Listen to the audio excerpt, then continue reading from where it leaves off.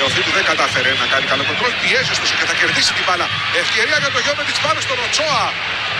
Στο 51ο λεπτό, μεγάλη φάση για την Ομόνοια. Και ξανά πως θα πάρει την μπάλα, θα κάνει το γύρισμα για τον Γιώβετιτς, ο οποίος με τη μία τελείωσε τη φάση. Έστειλε όμως την μπάλα πάνω στον αντίπαλο τερματοφύλακα και έτσι χάθηκε η ευκαιρία για το 1-0.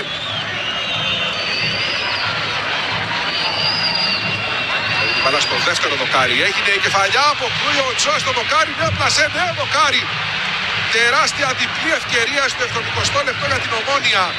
Εδώ ξανά η εκτέλεση από τον φάουλ από τον Βάντρο. Η κεφαλιά, η επέμβαση του Οτσόα και η δεύτερη προσπάθεια και στο οριζόντιο δοκάρι. Εκτελεί ο Εβάντρο το φάουλ. Έγινε η κεφαλιά. Αποκλούει στη γωνία του Οτσόα.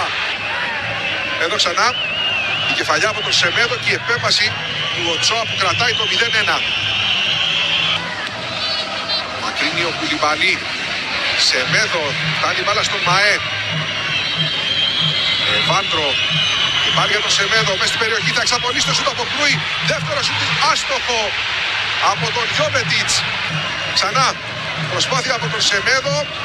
Αποκρούει ο Οτσόα. Δεύτερη προσπάθεια από τον Γιώβετιτς άστοχη.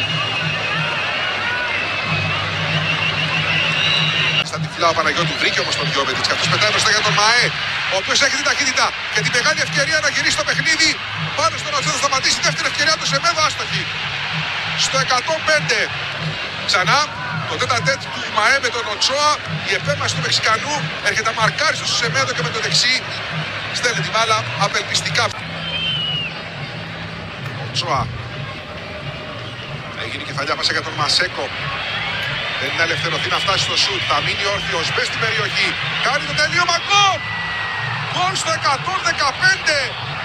Εκπληκτική ατομική ενέργεια από τον Μασέκο, ο οποίος έρχεται να γίνει ο ήρωας από το πουθενά για την ΑΕΛ. Πάμε να τη δούμε ξανά.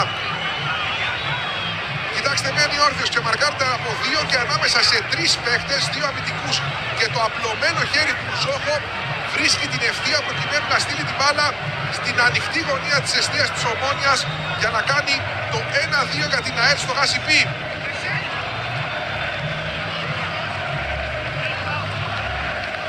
Ξανά και από άλλη κάμερα η προσπάθεια και το τέρμα του Μασέκο. Η μπάλα έχει κοντράρει στο πόδι του Κουλιμπαλί και έχει αλλάξει τροχιά τόσο όσο να μην φτάσει με τα ακροδάχτυλα ο Ζόχο.